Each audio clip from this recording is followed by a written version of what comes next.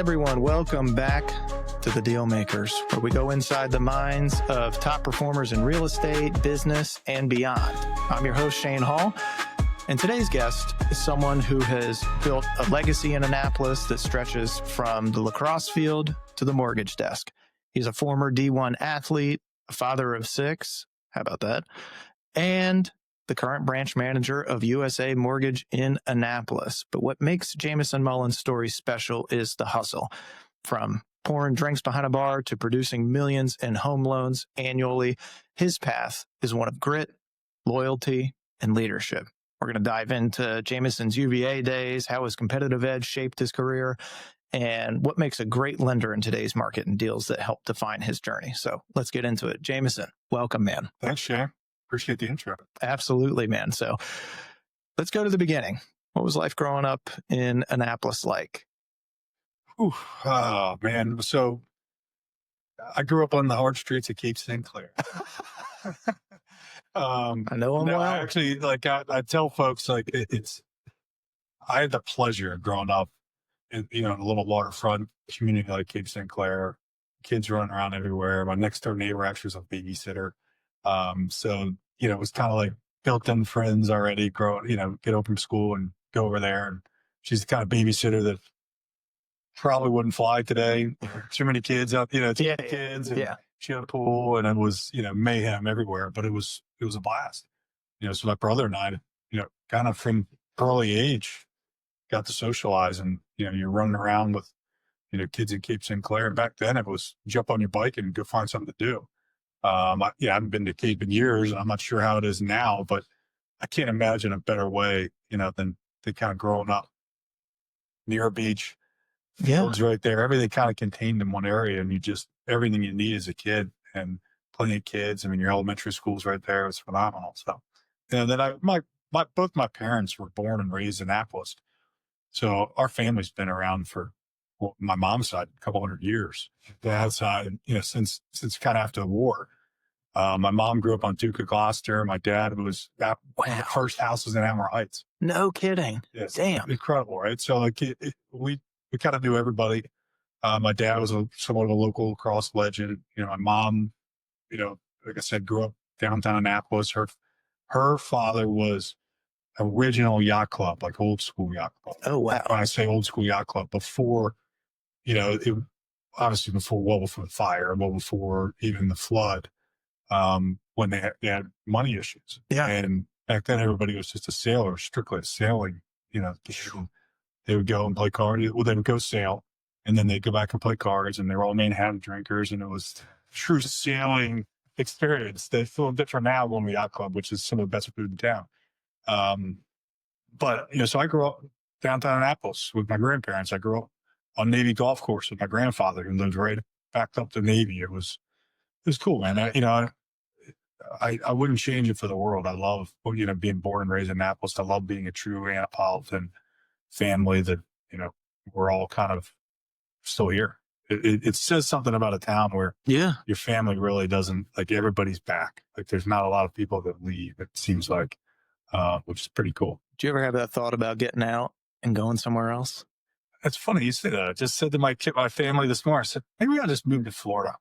And my one daughter's senior sophomore in high school looking at me like I'm, 2 heads and you're crazy dad. But no, not really. I mean, it's too long. We have, my wife's family's all here. Tara's family's all here. My family's still all here. We're downtown Annapolis for Christmas. We're downtown Annapolis for school. We're on the water all summer. It's just, it'd be a big change. I would like to, maybe have a second home somewhere someday, but we need to have, with 6 kids, I got to get into college before I start thinking about a second home. Yeah, you do, man. This is a great place to be. Just, it's a hard sell going anywhere else. Yeah. Yeah. I get that, man. So you come from a lacrosse family. You mentioned your dad, Terp legend. How about it? Yeah. All right. How did that shape your discipline and competitive mindset? I grew up with my dad coaching everything, so he coached my brother and I at Cape St. Clair, in the old school days, the fields were literally just across from the grounds down there. We knew everybody. We played with the same guys for 5 or 6 years. There wasn't club. There wasn't bouncing around. Yeah. You grew up, wanting to, beat the hell out of Serena Park guys or Edgewater guys, or you got tired of getting the South County boys beating the heck out of you, or the, Annapolis boys, heck out of you on the field. Like, so it was, you kind of grew up together, and it wasn't like going out, let's go find a better player. We had to just get better. And, my dad used to, even in college, he'd be like, come back when you weren't playing or something, he'd be like, just get better, son. You just gotta get better. Like, he said that to us all.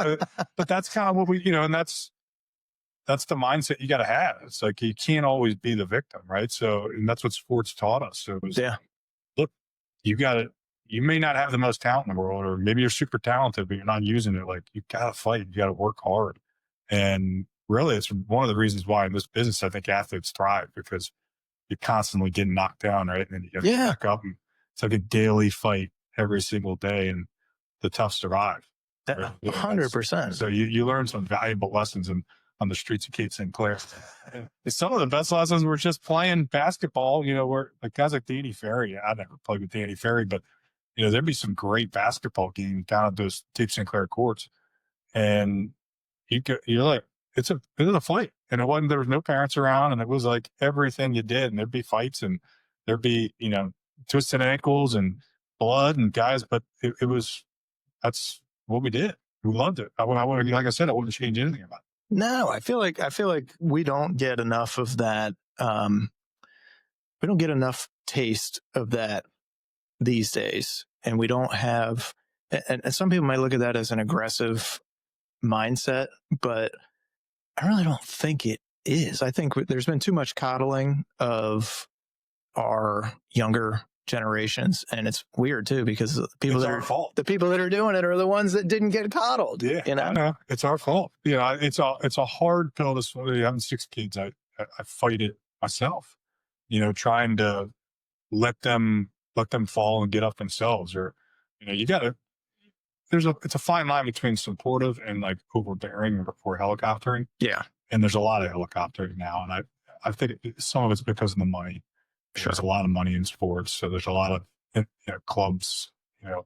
If your parents paying $2,500 to put a kid in a club, they want to say, and they want to see some results. So different than Cape St. Clair, Exactly.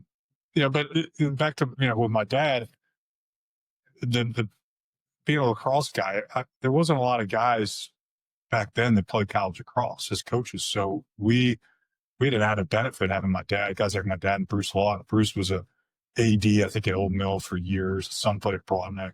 We all came up together. I mean, if you look at the guys that they coached, I mean, Broadneck won 2 state championships back then. Yeah. Mary's won, MIA championship when I was there with some of those guys. So like, there was a benefit to having your dad knowing what he's doing. Now there's tons of us, right? Like a lot of guys that play college lacrosse in our generation and are now coaching their kids. So it's a little like everybody seems to have, somebody that knows what they're doing. Back then we did it. So having my dad was a huge deal for us. Yeah. And, going to Maryland games, I grew up going to Terp games, especially Terps hoops and lacrosse. Like that was we loved the hoops. Walt Williams days. And oh yeah, I don't remember Bias. I was too young for that, but a little bit. But I remember Walt, and then Joe Smith. I remember being at the Joe Smith game when his coming out party. That was one of the coolest things ever. Growing up with my dad, I thought I was going to be a Terp. Like I really did. I grew up, I was going to be a Terp, and I probably would have been a Terp if I hadn't gone to Charleston. Yeah. Visit. And you go to Charleston, it's just it's a totally different vibe, man. I still love Maryland. I still love College Park, but it was just I think back then it was just something different for me. And I grew up going to Maryland. I was like, all right, I want to try something different. Yeah. I could see, sometimes you look back and go, well, what if I had gone to Maryland? How different would it have been? Probably a lot. But I would have loved that too. Yeah. It's been fun. Yeah. You would have made the most of it, man. The College Park campus, even when I was there, was completely different than what it is today. So I'm consistently amazed at their recruiting classes and people that they were able to get to sign up. It's amazing how good the school is too. Oh yeah. It is one of the top institutions around, and what folks don't understand about it, when they won that national championship in 2002, that totally changed the dynamics of University of Maryland. Not that it wasn't a good public institution before that, but as soon as that happened, you started seeing a new generation of kids from really around the country wanting to go there because they want to be a part of something cool like that. Yeah. Region, I think, had a couple good years after that too. And You certainly did. I remember talking to folks that like the applications almost doubled, I think, overnight after they won the championship. So it's amazing what sports will do, right?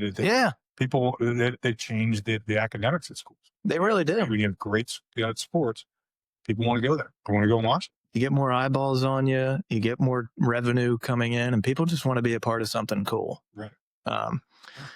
Well, you mentioned St. Mary's earlier. Yeah. So you grew up in Cape. What brought you to St. Mary's? Same type of thing. Mom and dad were both St. Mary's grads. Okay. You know? But quite honestly, I thought growing up I would go to Broadneck. You know, I grew up. A good friend of mine, John Sveck, who's now a college lacrosse coach. Actually, he's in high school now, but he was a longtime college lacrosse coach. His mom taught him at Broadneck. You know, we grew up, he and I, best friends, we walk up to Broadneck High School and we'd watch those games. We'd watch all those guys. There was guys that we idolized. I thought I was going to go to Broadneck. And then as I got better in lacrosse, and it wasn't that Broadneck wasn't great at lacrosse. It was just, I got the legacy of St. Mary's and my father, my uncle, my mom went there. That was kind of the draw. It might have been the opposite of why I didn't go to Maryland. I mean, like, it might have been, I need to form my own path and not do exactly what my dad did. Yeah. You know, I don't, it's 30 years ago now, so it's hard for me to really, you know, remember my thinking process. But anyway, so I go to St. Mary's. Rob White and Jim Moore are there. Jim Moore, legendary coach. Legendary. And by the way, so was, you know, I'm blanking on his name now, the coach of Broadneck, legendary guy. Clay White. Clay White. Legendary coach. But Moorhead was kind of one of those guys that had been there forever. I don't think he ever lost out of league game, maybe one ever. And St. Mary's was just so uberly talented. And I was like, I think I kind of want to go try that. I was young. I was probably a year younger than a lot of the guys in my class just because it was September birthday and back then it was different. Yeah. But, you know, just ended up, I think somebody got hurt my sophomore year. I made varsity and I maybe started a scrimmage or something. And next thing you know, I'm a starter for 3 years. And, you know, the story was written and was great because I, you know, could have gone differently. Sometimes an injury just changes things, right? And it might have been mono or something. But anyway, so ended up at St. Mary's and met my wife there. You know, met, you know, so many people that are lifelong friends at St. Mary's High School. Just So you did follow your dad's path. Yes. I did. And, you know, I'm still really involved. You know, my dad's president of World Blue Club. We raise money for St. Mary's athletics. And so it's a true family thing for us. And I think it's kind of what it keeps us close, to be honest. And St. Mary's, there's a lot of family still there. The football coach is still there. Yeah. And I still stop in and see him from time to time and talk to him. My daughter's there now. My wife's teaching there with 3 other kids over there. So it's I love it. I do. I love it. I love the fact that it's downtown Annapolis. I love the fact that we're small and kind of on our shoulder type of thing. Yeah. And how good, you know, now good they still are as a sports kind of group. I mean, they've fallen off depending on the years because there's not an everywhere amount of talent and Spalding's got pretty good, but it's when they're years where they're just as good as anybody, and some of these schools are 2-3 times the size. There are. It's cool to watch, man. I remember I had so I went to South River. That was 2004, 5, 6, 7, and I remember playing on some awesome teams. Yeah, no, they had some good teams back then. And they've gone on to do very well in the public scene. But I remember it being it was an event going to a St. Mary's game. Yeah. And they were just like the size of the athletes, the speed, the knowledge of the game. It was just so much more advanced than what we had.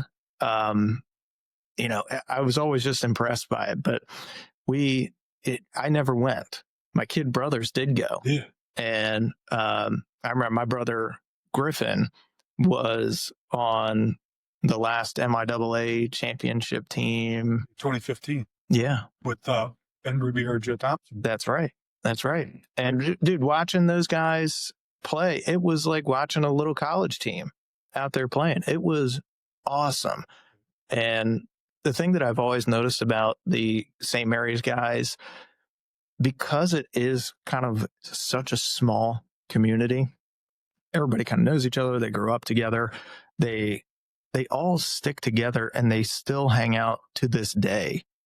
And it could be, I mean, my brother's been graduated for 10 plus years, but his best friends are still the high school kids. Yeah. It's not like all these college kids that, you know, you meet and have friends with. Those guys still hang out together all the time. They go to each other's weddings. And I just think that's a really cool thing, man. Well, I think part of that's the draw of Annapolis too. Like people end up back here, right? So, yeah.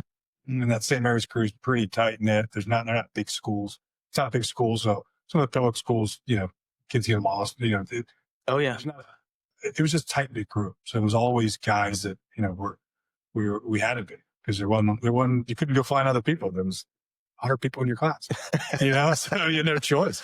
But yeah, I'm still close with a lot of guys from, 30, like I said, 30 years later, I still have text streams still do fantasy football with some of my high school players. That's cool, man. Yeah. That's cool. It's definitely a cool feeling. It's definitely a cool community, which is why I, like having my kids here there. I want them to have something similar. I think it's something that not everybody has. So it's something we take pride in. You got any lessons from St. Mary's that you took with you to UVA? Yeah, because it's similar. I mean, when I got to St. Mary's, everybody was good. Like it was playing sports, especially lacrosse. Everybody was good. So, you kind of had to earn your way. You had to fight, to get playing time. And it's still that way. My daughter's, fighting and sacrificing and doing what she's got to do as a teammate just to get on the field. And that's what you want. I mean, that's what you want. You want for that for your kid. You want them to learn to fight.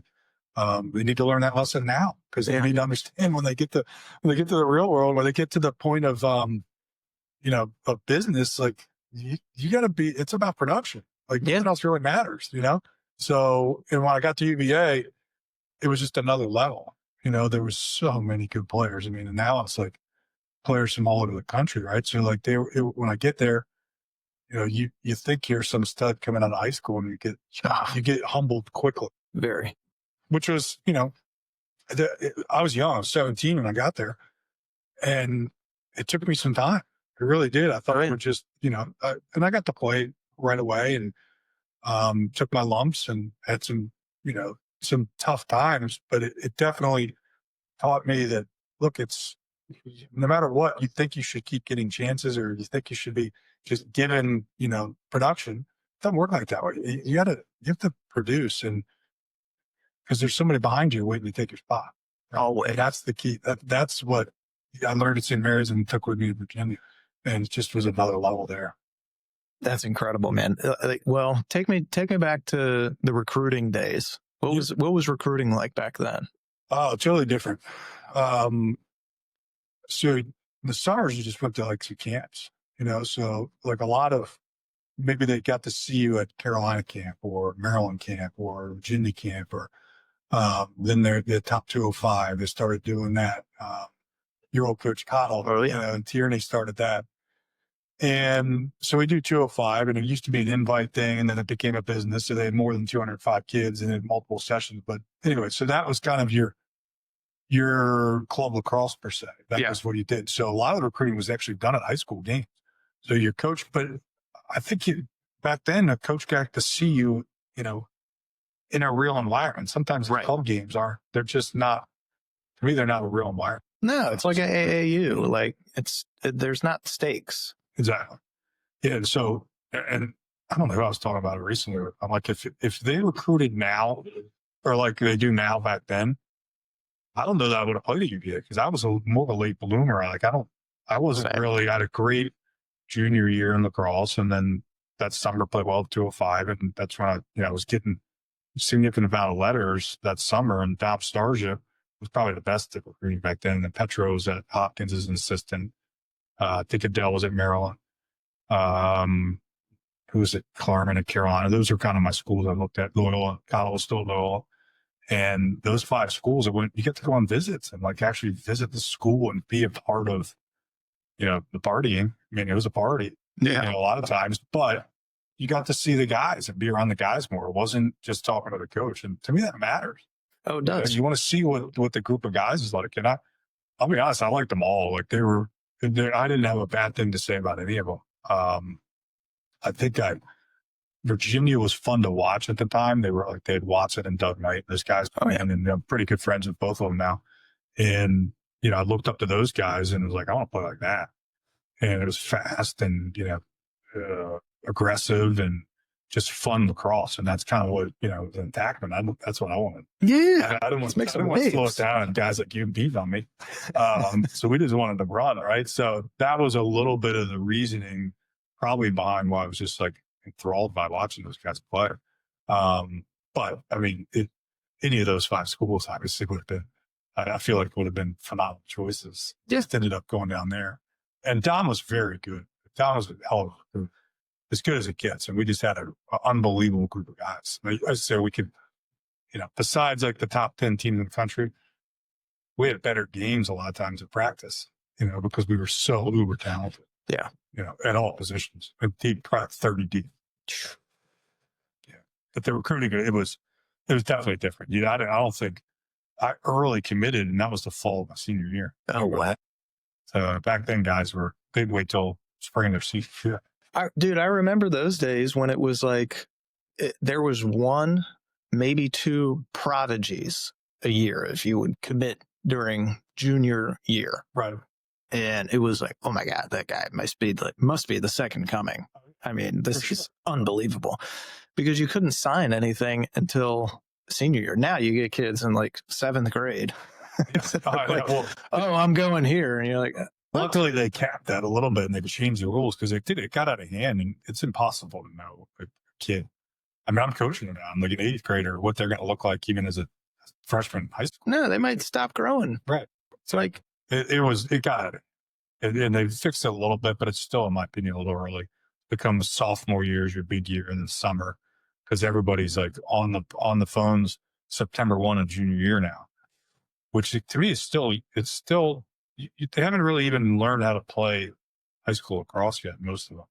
Most of them now. And see how to play at that faster pace because it's different. When you play club, you're playing only your age group, right? So you're playing everybody in say 2028 or 2029 class. Well, next thing you know, you go to high school, you're playing against 2026's senior when you're a freshman.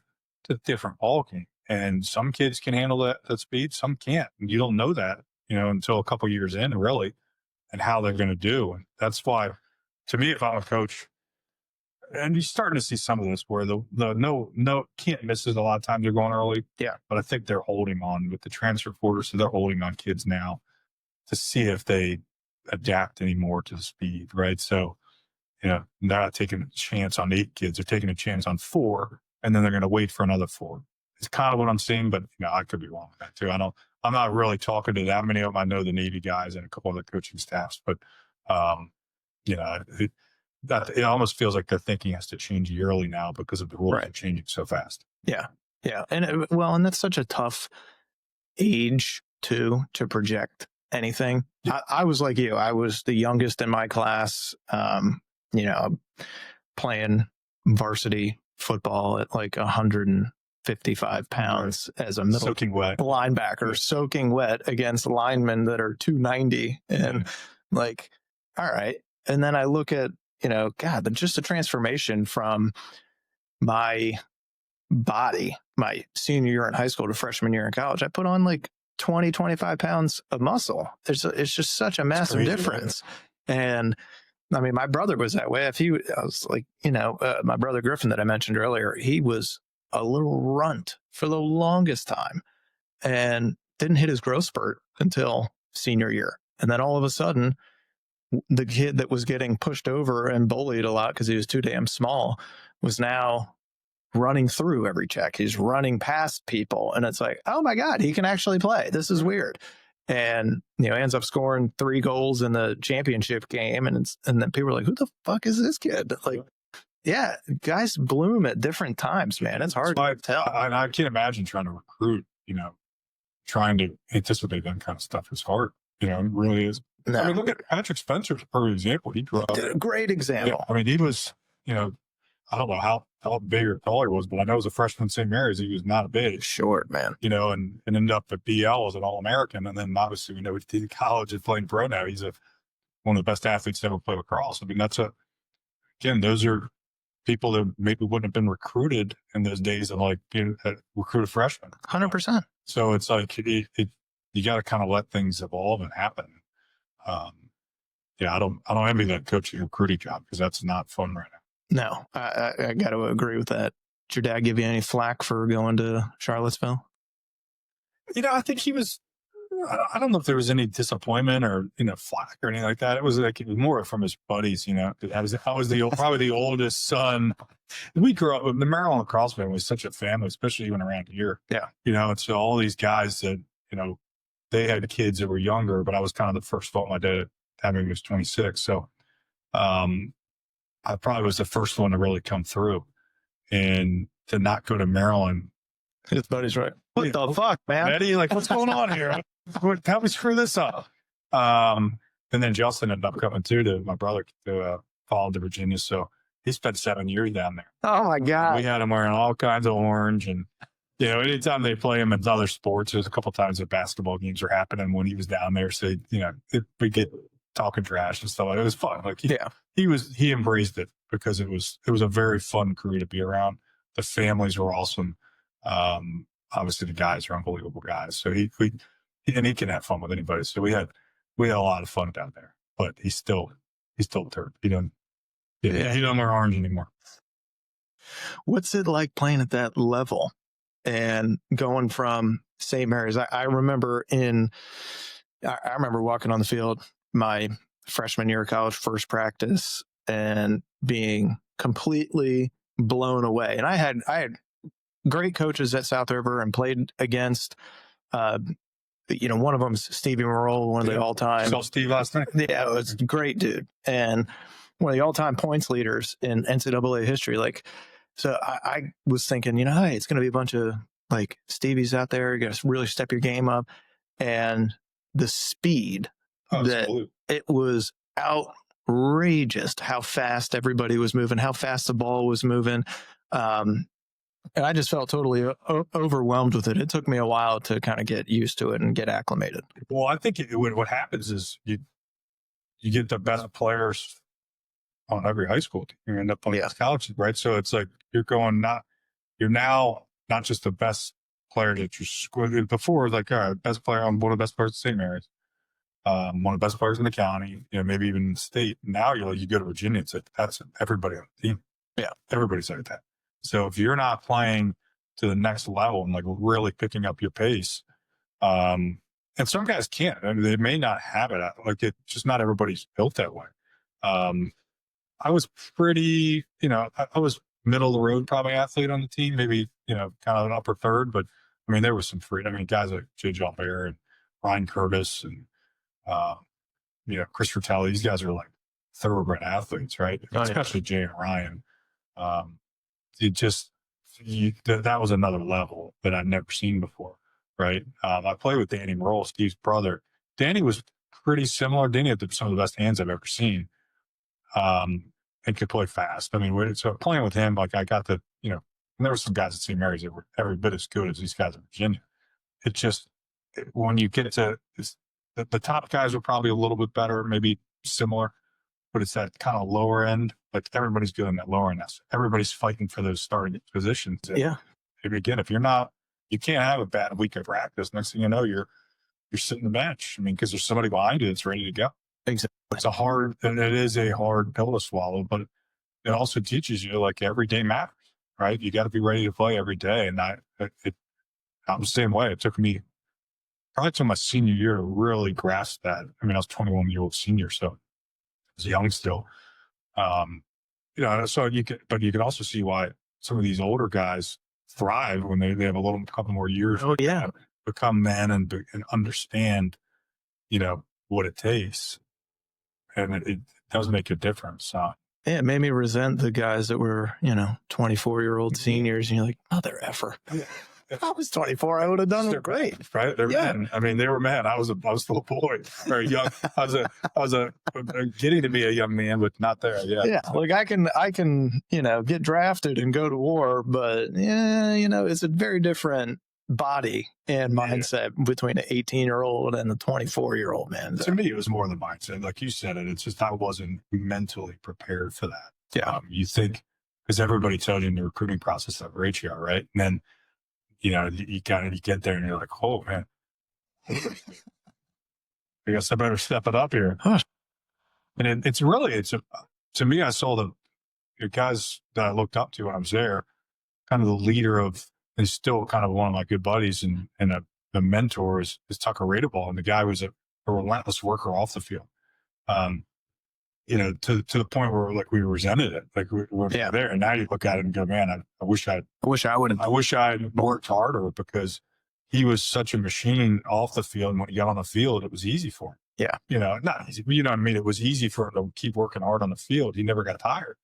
And he kind of helped will us to that championship in '99. He wasn't the most talented player on the team. He was super talented, but he wasn't the most talented, but he was the unquestioned leader because of his work ethic and just the way he played, not just in games, but the way he approached it every single day, the way he approached it in the summers. It was incredible. I remember getting recruited, and I was very fortunate. I had a guy 2 years ahead of me at South River who was an absolute stud, freak athlete, Mike Evans. Yeah. Mike. Exactly. He's the kind of guy I'm talking about. I mean, this dude is, he's benching 400 pounds, running a 4.5. Like he's the running back on the football team. He's hurdling guys that he has no business hurdling. I'm like, Jesus Christ, look at this guy. It's a different level, right? It's a different level of athlete. And one thing that, I kept in touch with him while he was in college and would go to his games and stuff and just watch and see,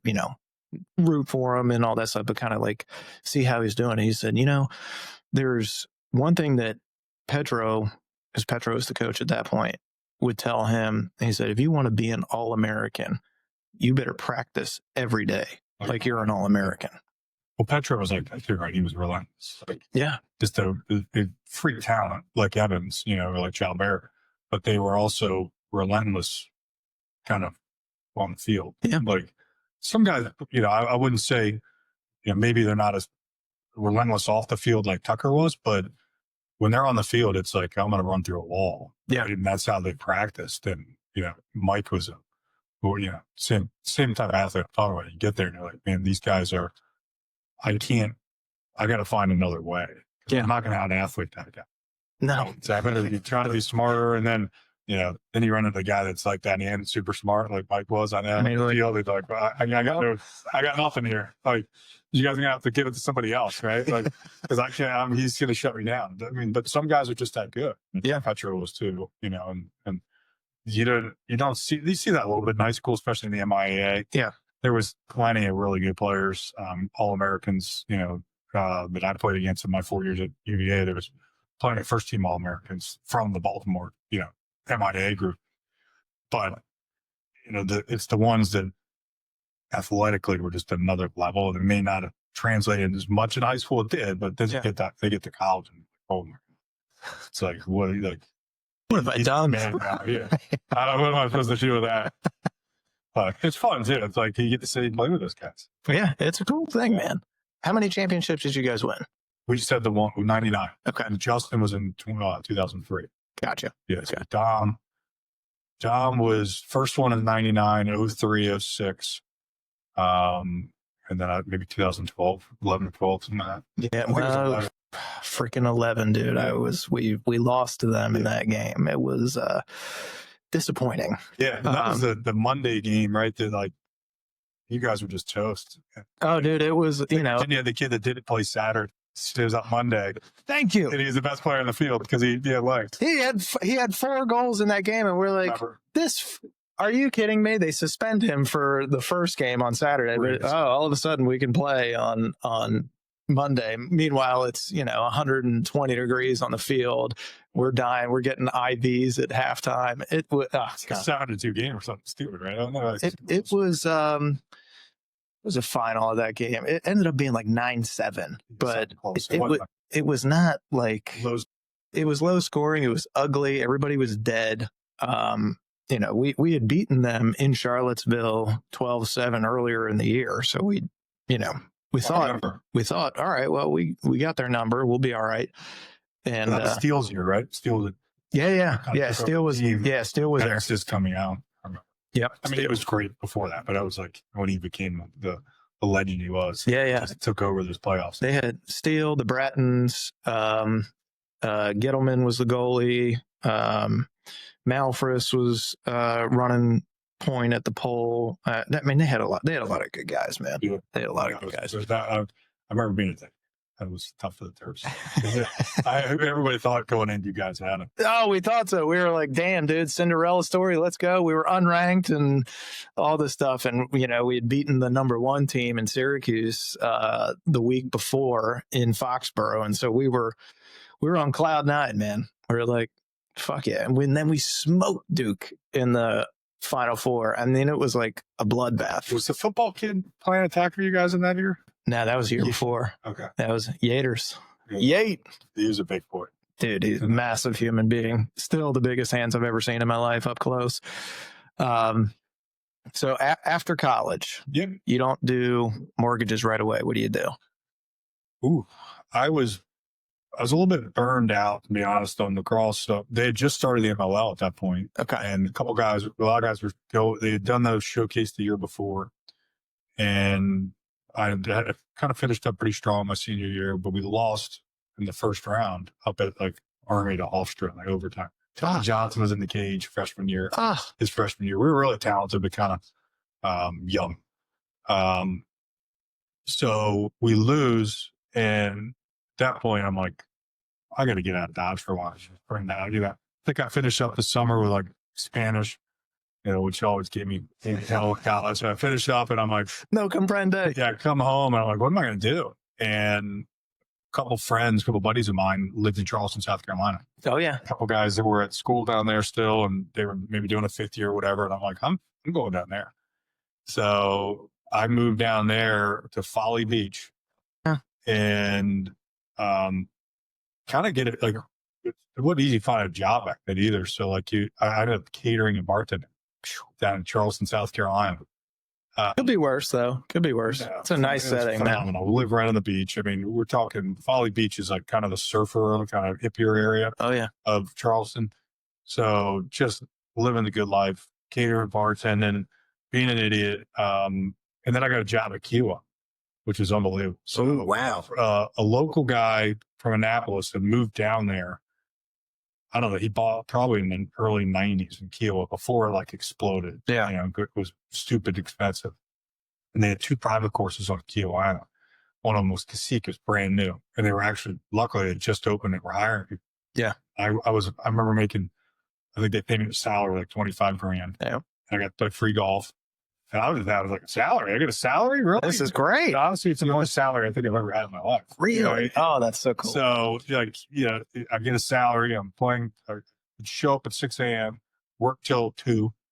And then, just as a cart boy, basically, cart barn guy and bringing the carts out. And there was a no-tip facility, and that's why they paid us, it was one of those places, really nice. Yeah. But then we got to go play golf in the afternoons. That's cool. So I got to play a lot of golf. Was basically doing that, go home some nights we party.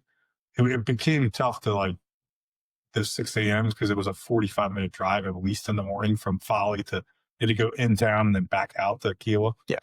So it was tough, to be partying all the time and making it to work. So the party, we still had a great time. I mean, you're 21 years old, so don't get me wrong, we had fun. But just being out, it was exactly what I needed. Let's put it that way. That's a wild lifestyle, man. That's so cool. Well, I tell folks now, I'm like, if it hadn't been for my wife, girlfriend at the time, it's kind of like, I better get home to her or she's going to find somebody else. But if I hadn't gone home, I'd probably still be there doing the same thing, living the good life. No kids, like just a knucklehead, 45-year-old. You'd be Kenny Powers. Yeah, exactly. Some guy like talking about, going out and playing like weekend games at the local muni. Yeah. So you made the right decision coming home. But what year did you come home? 2002, I believe. Okay. 2002, because I graduated 2001. Went there. It was like the summer of 2002 or like the fall of 2002, something like that. I actually got a job at a title company first. Okay. Through golf, because it was, my father-in-law knew this guy who back then, 2002 and 2003, after 9/11, they really did like plummeted rates, like to get the economy going. Yeah. It was refi central. I mean, and it was easy refis. Like you're talking, that's when all the liar loans started, all those types of things. So he was inundated with business because it would just be, he was getting 100 orders, a week for refinancing. We needed somebody basically to come in and just like open up cases for him and maybe train me to like, eventually be a settlement agent or something like that. And I think we quickly found out that it wasn't suited for, the detail piece of that. He was like, yeah, you're more a talker, James. If you want to get into, you ought to, and you should be a loan officer. I'm like, okay. So that's not a bad idea. He's like, I think you'd be better at that. Funny. I said, Dick Ham was his name, the guy that was the title attorney at the time. He just called me recently this week. So we, still have a relationship with him, a great guy. And he was kind of the first one to mention maybe you should look at being a loan officer. So I talked to a couple local guys, a Maryland guy, and I ended up going to kind of a place that was more of a refi shop because you could kind of just call. I think we were calling home improvement leads or something like that. Yeah. And cut my teeth on refinances. So those first couple of years, 2003, there was a company called Elite Funding, Tenacity Mortgage. A lot of refis. And then I did start doing some purchase stuff. They were big into condo conversions at the time in DC. Okay. So in 2005 and 2006, these guys were going in and buying up apartment buildings and converting them. And it became a pretty big business for them.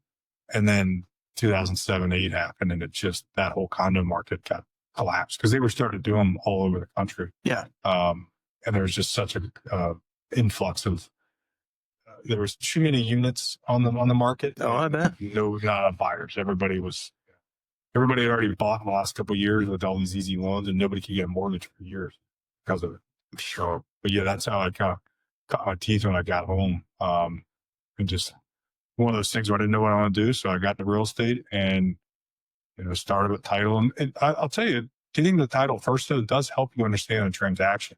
Yeah. I got to, talk to real estate agents. I got to talk to loan officers. You see how settlements go. You see the different, you start understanding the title piece of it, which is important stuff. And I mean, there's a lot of times where, folks in our business don't get that kind of, training in a different part of the business. Yeah.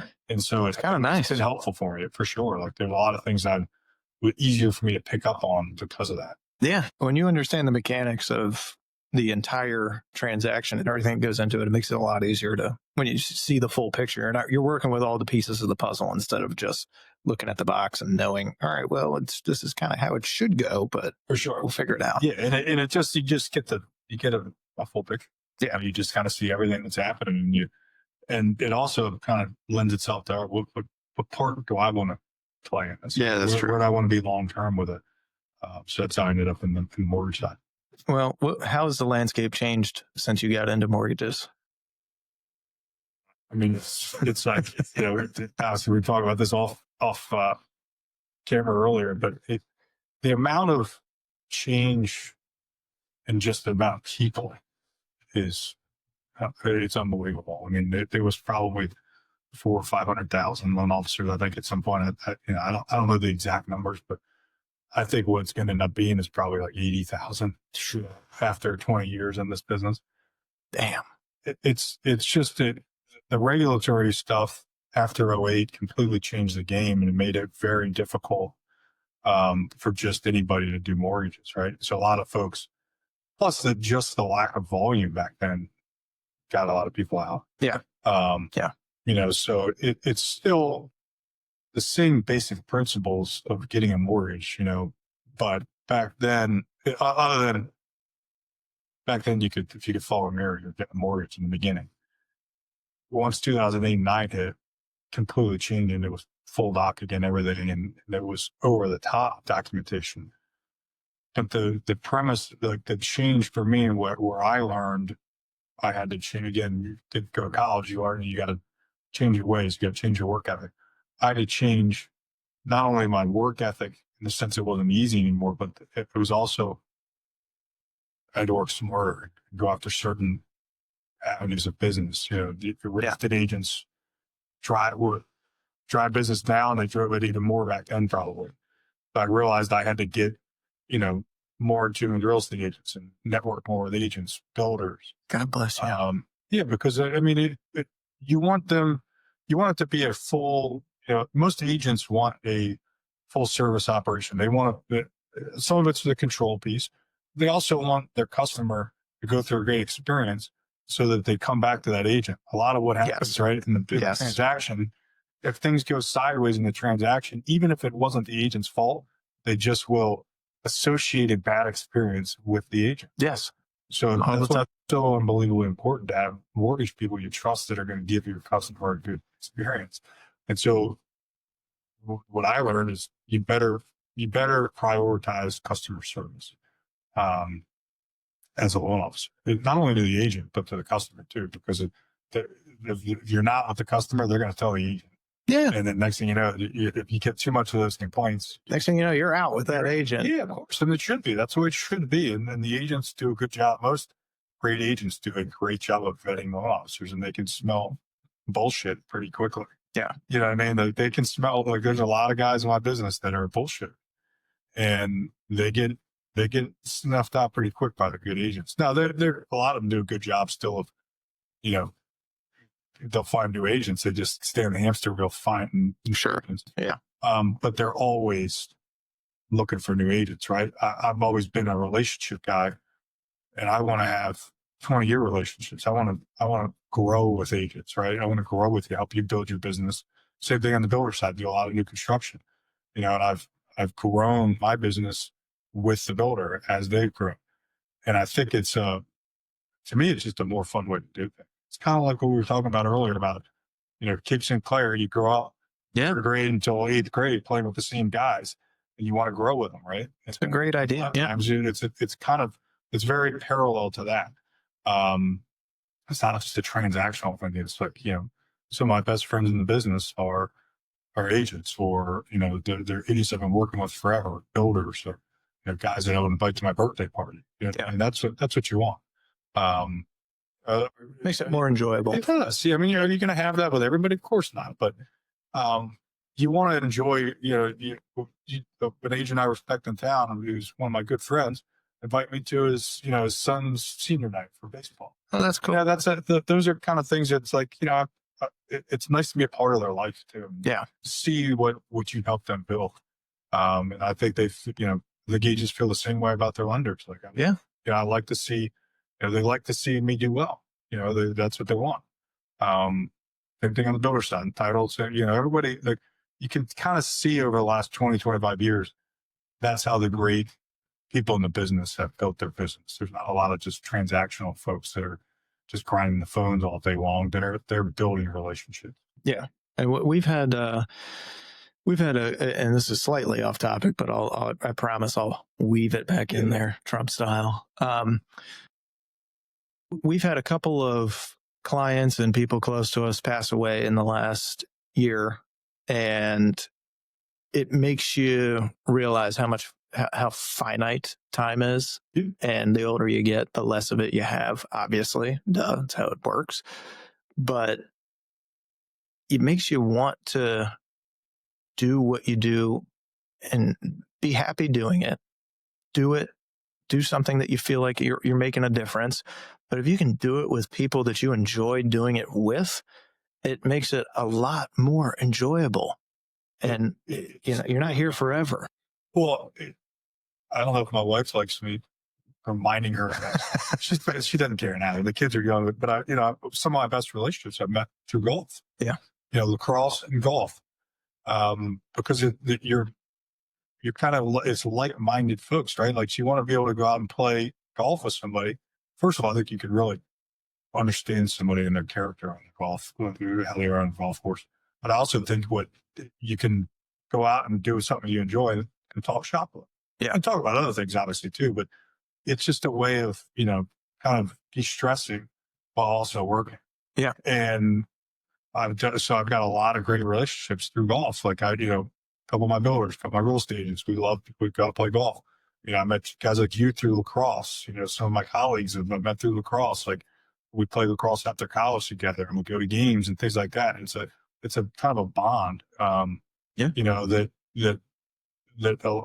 you're right. It makes it more enjoyable. That's the thing, because it's work is work. And I love doing mortgages. I love helping people get houses. I love getting a phone call I got the other day from a, young couple that, they were just letting me know they were out the first day at the house and the kids were outside and running around, right? And they're just thanking me, things like that. But, I don't talk, I'll stay in touch with them a little bit, but I don't talk to them, weekly or monthly, like I will some of my agents or some of my builders, Sure, title guys, things like that. So, like, you want to have people that are in it with you. Exactly.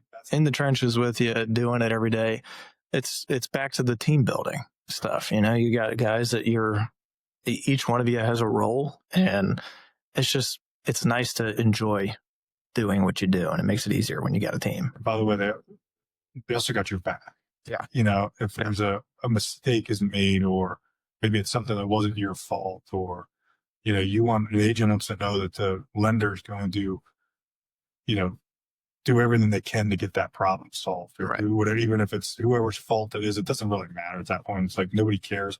Let's just get the problem solved. Right. Yep. And having you back and not just putting your hands up. It's a big deal. And, if somebody's in the trenches with you, they're fighting to get every deal done for you, because it's obviously our livelihood, and our kids depend on it. Right. Yep. So that's an important piece. And it's nice to know you have people that are in the trenches with you. You coach and mentor your kids and their teams. How do you lead both at home and in the office?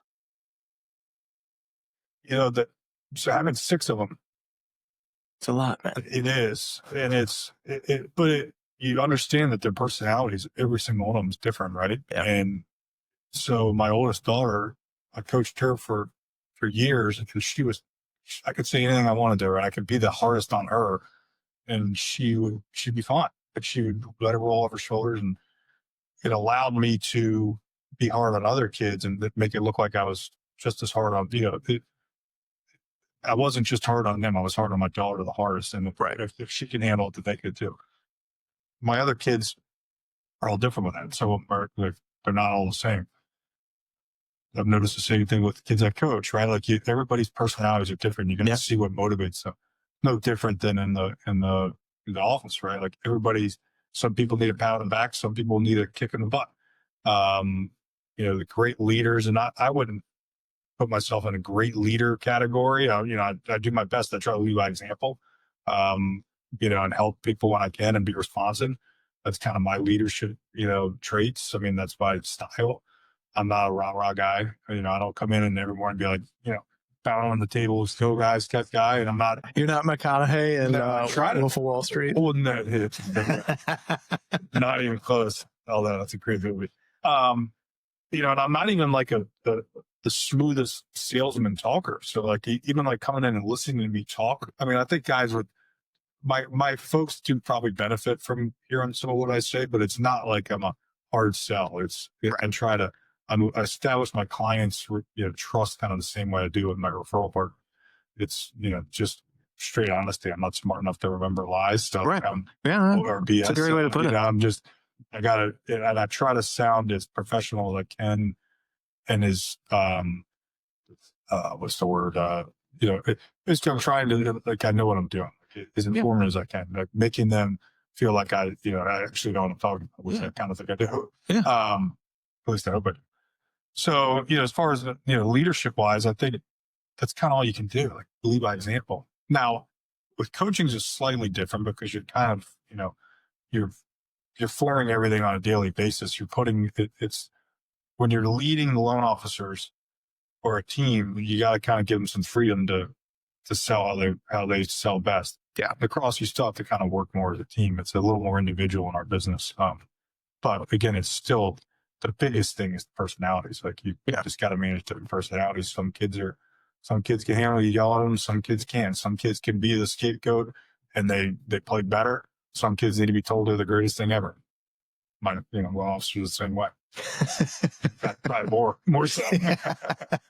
Yeah. Yep. Right. What's one of the most underrated traits of a top tier mortgage broker?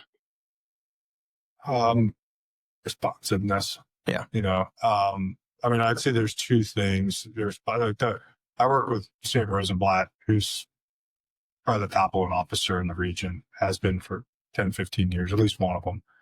And, Sam is incredibly responsive with his customers. I've kind of built mine the same way, responsive with your referral partners, because a lot of times you need quick answers. Folks need quick answers. So if you're not getting back to them that day, you better be getting back to them the first thing in the morning. They better know why. Or, sometimes it's text, hey, I'm at a funeral with family. I can't make it. You want me to have somebody call you, or can I call you tomorrow? Most, like 95% of the time, it's calling tomorrow. So, I feel sorry for your loss. It's responsiveness. The other thing is problem solving, which is the harder part. So the responsiveness is, that's probably 75% of being a great loan officer, and you can make an awesome living if you're just responsive. I think the top tier guys are the greatest loan officers I've seen, and frankly, the greatest real estate agents are problem solvers. And there's a bit of a difference in intellect there. You got to obviously be smarter, right? You can't just be, I'm just going to grind out the work. So there's another level of good there. So I would say those two things. I mean, one of my old mentors said, just do what you say you're going to do and call people back. Yeah. He's like, that's 90% of the business. And I agree with him there. But doing what you say you're going to do is, if you say you're going to get a loan close, you can call somebody back, you do. Right. And so that's a big piece of it. And it's, anytime you give a pre-approval letter, you're basically saying, I got this. Yeah, I got this. And you better get it. Yeah. And that's doing what you say you're going to do. And if the better you get at problem solving, the more confident you are with this pre-approval letter. Right. Because there's all kinds of stuff. You guys see it in your business. We see it in our business. All kinds of problems that get thrown at us on a daily basis. And the overwhelming majority of the ones you guys see, I don't hear about. The overwhelming majority of problems we see, we try not to bother you with because it's not something you want to hear on. It's not something you need to deal with. Right. That said, the big ones you will hear about some. And, you hope it's not something that the loan officer created, which happens a good amount, or something they missed. So, I guess if you want to throw in doing your due diligence up front, getting documents one of the things that changed my career was a blow up deal, 2012, 2011 or 12, something like that. It was back in the day when financing, you had to get everything. You're getting tax returns on a W-2 employee. You were getting, all their bank statements. You're getting, basically blood samples, everything. Oh yeah. Possibly get. I mean, it was crazy. But it taught me to be, to get all that stuff and do it up front, be thorough up front, rather than now we'll get it, 2 weeks down the line. Now I started asking for it up front. But I had one in particular deal that, I missed a guideline on. It was a crazy guideline on a jumbo loan. And I'll never forget it, but it changed my career in the sense that, you've got to be diligent up front and really comb through guidelines on products that you may not know. Now, since then, guidelines have changed so much. Yeah. So it's like, it's not as crazy with some of that stuff, but it definitely taught me that because that customer, even though it was really a crazy one, they'll never do business with me again. They shouldn't. I'll deserve that business. But that, everybody has those stories, and it's how you get up from it, how it shapes you as a loan officer. Do you just brush it off and say, it doesn't matter, it wasn't my fault, or take responsibility for it? Say, yeah, a lot of guys would have missed that, but I'm never going to miss it again. Yeah. Right. And I think that's what the great ones, they don't do that. They don't miss anything. Well, you mentioned that deal. Do you have any good ones that kind of tested you or that you're proud of? One of the first builders I ever started working with, I've been we had these kind of mini refi booms after 2010. And so I'd get some of that. And I was doing some purchase business starting to build my career. But I was kind of feeling like with all these kids, I needed somewhat more of some more consistency. So I need to branch out and find some other way to do business too, just to have it. So I reached out to this builder again I had a contact through playing golf, and they just happened to be looking for another lender at the time, and played golf, and they threw me a tough deal kind of at the end of the year. And it was a kid right out of dentist school, and he's becoming a dentist, but he's a 1099. Yeah. And you and me both know, 1099 employee like you guys are, you got to have somewhat of a work history to know how the expenses you got to have, right? Before you can get a loan. And my mentor at the time, he and I got into it and dove into it hard. And the builder put some pressure on us to get it done. Because it was back when builders, I think when we went through '08 as a builder, might have had it worse than even the lenders did. Yeah. These guys had purchased land and things, and they were losing their shirts. Yeah. And so these guys were trying to rebuild their business. And they really needed to get it done because their credit lines the next year depended on what they closed the year before. And so closing this by the end of the year was a huge deal.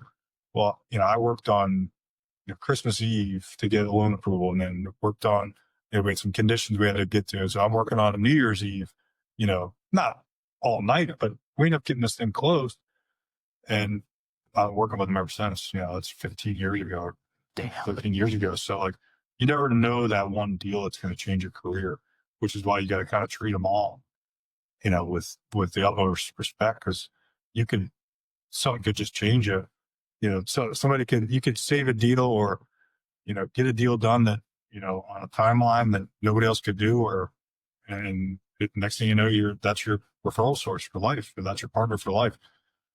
So that was probably one of the ones that, I think about as, one of the more important ones that ever got done. Definitely proud of that. Yeah. And I think the one I talked about before that, though, the one that beat me out, the one where I missed something, it was that's the one I remember more. You just I can't. Like that athlete mentality. I remember the losses more than I remember the wins. Exactly right. Exactly. Yeah. How do you balance being responsive and being everything for the client, but also having 6 kids, a wife that needs you? That's something that I think top agents struggle with, top brokers struggle with. Have you been able to find that balance? And if so, how? Yeah, it's getting better. The better the older I've gotten, the more I've learned to shut it down a little bit and just be, you're still responsive. I mean, the problem with the phone is that you can do it from anywhere, right? So you go on vacation and you're like, I can't miss anything. But I've learned to trust my team more, or at least try to trust them. But that's a tough thing. Yeah. I talked to my dad and I was about that. My dad ran a pretty big CPA firm. His father had started, and my aunt took it over, and they built it, to a pretty good size. And but he would tell me he even struggled with trusting your team, with your work, because, nobody's you. Like you take responsibility for what you're doing. So, but the more you trust that you've trained them properly, or the more that they prove that they're ready to go, it's on you to trust them, because they want that. They want the responsibility, right? So I've gotten better with that. But it's still a struggle, you're still trying to be there and be present for them.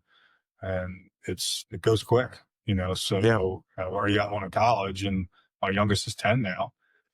It's hard to believe. We're still playing lacrosse, and my kids are running around, right? And it happens so fast.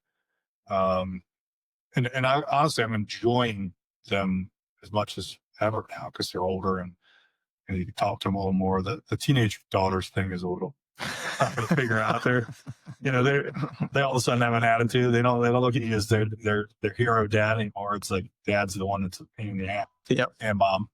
But they do have their personalities now, and you're seeing them become young adults. And my daughter in college, another one going next year, and it's like they're you kind of realize, all right, I did something right. Yeah. And it's nice to also be like, look, I'm busting my butt so that they can have, the things that they're. So they can have the stuff. Yeah. But the one thing I will tell you is having 6, they had to fight for it too. It's not like we didn't have endless amounts of money or anything. So like, guys, you gotta go work on your own. You gotta earn this, that type thing. So it does, having 6 of them, they learn pretty quick. That's cool, man. Yeah, for sure. Well, let's do a little rapid fire Q&A before we wrap. What's your favorite? Excuse me. Okay. What's your favorite local spot for a celebration dinner in Annapolis? Probably depends on what the celebration is.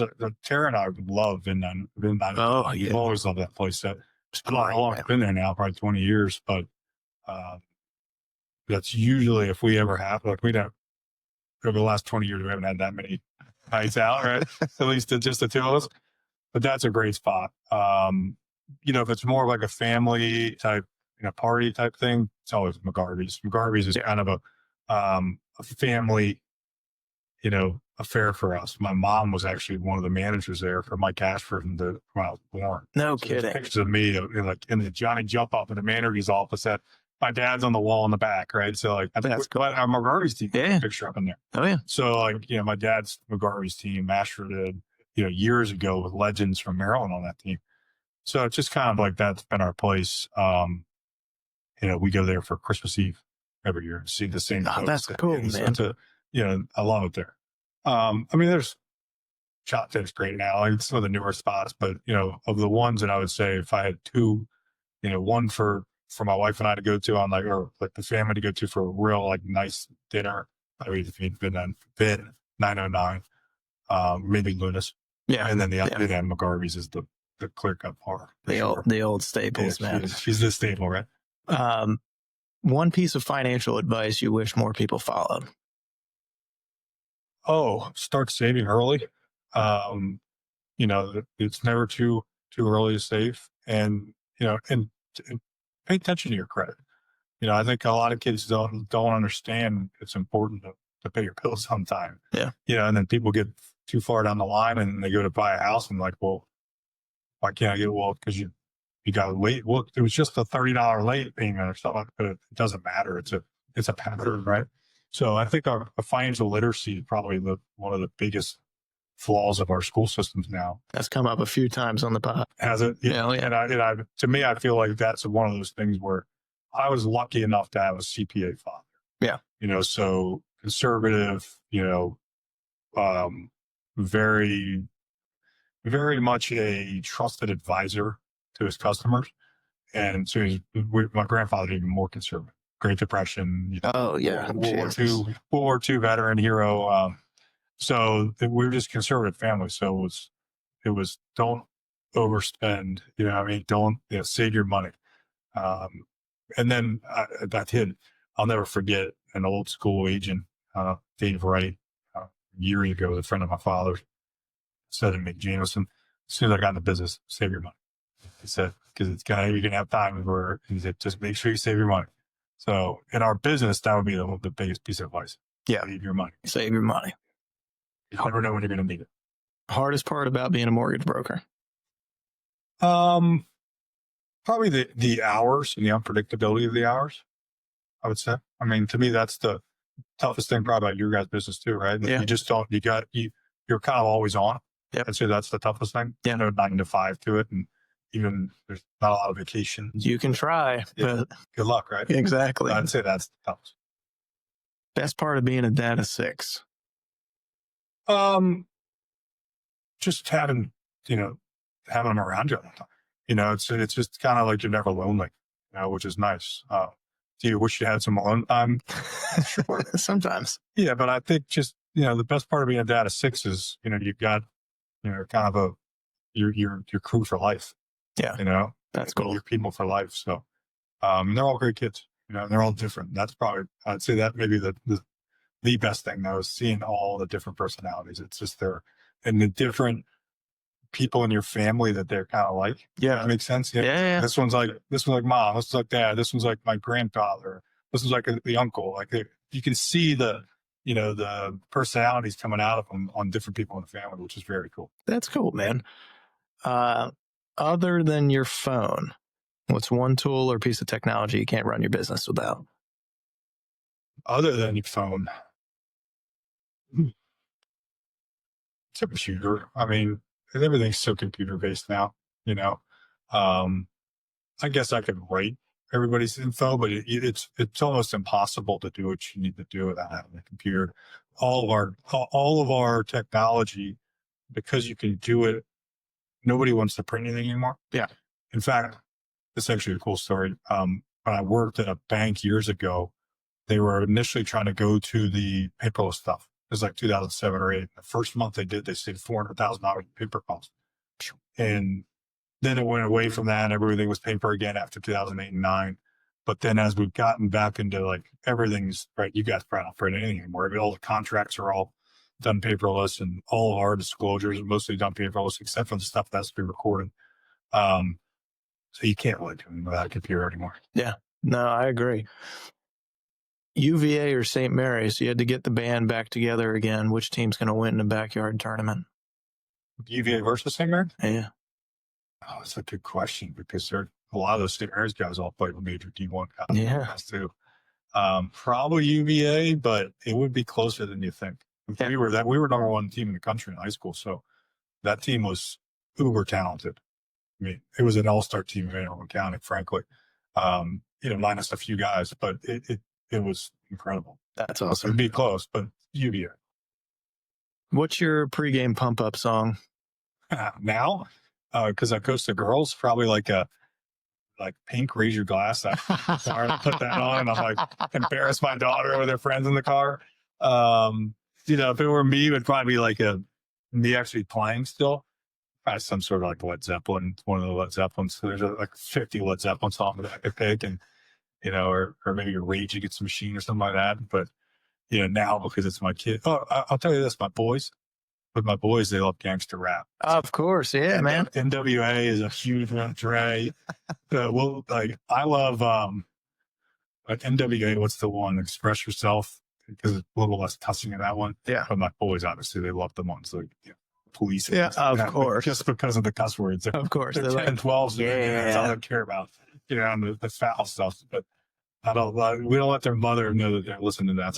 No, she won't watch this or listen to it. A lot of my pre pop-up songs are kind of based around them. Either embarrassing them or enjoying it with them. All right. For anybody that's listening who is just getting into lending or maybe thinking of switching careers, what's your biggest piece of advice? Know what you're getting into. And then frankly, if you're going to do it, you got to be 100%. Yeah. You can't do this. I understand that some folks need to maybe bartend on the side or wait tables as you're getting going or, work another job. But I would tell you, it's probably going to take you longer to get going that way because it becomes a 18-hour-a-day job. Not because you're constantly sitting at a computer working, but you're always thinking about it. You're always working on it some way, right? So it's real estate agents and mortgage guys. We are 100% commission. So you have to be kind of always on, right? You're always thinking about it. So I would say if you're going to do it, you got to be 100%. I'm doing this. It's like, you're going to run a marathon. You better be all in. Oh, you don't just get out there and try to run a marathon, right? You got to prepare. I've that mistake. Yeah, exactly. Right. It's not good. No, it's bad. This is a marathon, man, and treat it that way. So you gotta it's a daily grind to get yourself ready for it, and know you're going to get your butt kicked, and it's probably going to take you. I was pretty tight for a long time. A lot of the Northwestern Mutual guys, sure, and I learned a lot from their sales techniques and what they did to build their businesses and sell insurance, and they were very good at calling everybody they know and then asking them to call everybody they know, or asking them for 6 people, and they kind of did that 6. Oh yeah. Just kind of exponentially grew their call pyramid and built their businesses that way. And it's kind of like I would say some of it like that with us, but it's more of the fact that you got to go all in. It's going to take you probably 2 to 5 years. And if you don't go all in immediately, it's going to take even longer. So the more all in you go at the start, the faster you're going to start seeing results. And I've some guys that I managed at my previous company, some guys that I manage now that I'm seeing that where they're all in and they're crushing it already. It's fun to see. It's a cool thing to watch, man. It is. Where can people find you if they're looking for guidance, mentorship, or just want to work with your team? Call me. Yeah. I mean, my phone, just my cell phone. And I work right here in Annapolis. I'm on Reba Road, so my office is always open. I love to, anybody young and aggressive and hungry and poor, those are the ones we want. Yeah. Because they generally, the resourceful, it's all, athletes or the card players maybe, or maybe you're in a different type of sales. I've seen some guys from car sales that really killed it in mortgage, because they understand, what it takes. They understand the grind. There's no shortcut, so, if you're in a different career and you want to talk to somebody, please give me a call. I'd love to just tell you about how shitty it is at times and how great it is too. Well, it's honesty and authenticity, and I think that's what people want. You don't bullshit. Exactly. Jamison, this has been great, man. Great being here. I appreciate you coming on and doing this, from bartender to branch boss, lacrosse player to mortgage pro, and one of the most trusted names in Annapolis real estate finance. If you got value from this, share it with a teammate, a fellow agent, someone navigating the mortgage maze. Until next time, keep making moves. This is Dealmakers. Thanks.